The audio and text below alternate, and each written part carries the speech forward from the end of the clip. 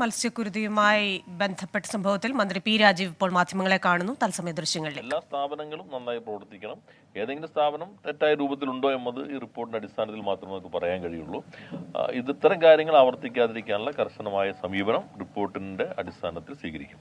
ഒരു വിഷയം കൂടി, ഒരു ഓർഡിനൻസ് ഗവർണർ ഇന്നലെ ചീഫ് സെക്രട്ടറിക്ക് തിരിച്ചയച്ചിട്ടുണ്ട്. തദ്ദേശ വാർഡ് വീതം കണ്ടപ്പോൾ എന്താണ് സർക്കാർ അല്ല, അതിപ്പോൾ സ്വാഭാവികമായിട്ടും അദ്ദേഹം പെരുമാറ്റച്ചട്ടം ഇതിന്റെ ആവശ്യപ്പെട്ടിട്ടുണ്ട്. ഓർഡിനൻസ് ഒരു അടിയന്തര ഘട്ടത്തിൽ വരുന്നതാണ്. അതിന്റെ വിശദാംശങ്ങളെല്ലാം തന്നെ ആ ഓർഡിനൻസിന്റെ ഭാഗമായി തന്നെ പറഞ്ഞിട്ടുണ്ട്. ഇപ്പം അത് അദ്ദേഹം അയച്ചിരിക്കുന്നത് പരിശോധിച്ചിട്ട് ആവശ്യമായ തുടർ നടപടികൾ സ്വീകരിക്കും. എന്തായാലും ഇപ്പോൾ ഇത്തരം നടപടികൾ സ്വീകരിക്കുമ്പോൾ എങ്ങനെയൊക്കെയാണെന്നൊരു പൊതുധാരണ ഇന്നലത്തെ വിധിയോടുകൂടി വന്നിട്ടുണ്ടല്ലോ. അതിശക്തമായിട്ടുള്ള ചില നിരീക്ഷണങ്ങളാണ് ഹൈക്കോടതി നടത്തിയിട്ടുള്ളത്. അതൊന്ന് ഏകാധിപത്യപരമായ അധികാര വിനിയോഗം എന്നുള്ളത് ഭരണഘടനയുടെ 14-16 പരസ്യമായ ലംഘനമാണെന്ന് ഹൈക്കോടതി വിധി പറഞ്ഞിരിക്കുകയാണ്.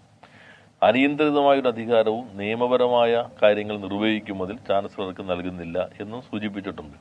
അപ്പോൾ അതൊരു പാഠമായി ഉൾക്കൊണ്ടുകൊണ്ട് ചാൻസലർ എന്ന നിലയിൽ എങ്ങനെ പ്രവർത്തിക്കണം, ഗവർണർ എന്ന നിലയിൽ ഭരണഘടനാപരമായി എങ്ങനെ പ്രവർത്തിക്കണം എന്നത് ഒരു പാഠമായി ഉൾക്കൊണ്ട് മുന്നോട്ട് പോയാൽ നല്ല മാറ്റം കേരളത്തിൽ ഉണ്ടാകുമെന്നാണ് പ്രതീക്ഷിക്കുന്നത്.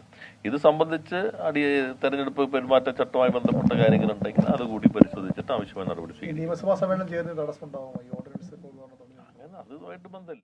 വിഷയത്തിൽ കളക്ടറോട് റിപ്പോർട്ട് തേടിയിട്ടുണ്ട്. അടിയന്തരമായ റിപ്പോർട്ട് സമർപ്പിക്കണമെന്ന് പറഞ്ഞിട്ടുണ്ട്. ആ റിപ്പോർട്ടിന്റെ അടിസ്ഥാനത്തിൽ തുടർ നടപടി സ്വീകരിക്കുമെന്നാണ് മന്ത്രി പറഞ്ഞത്.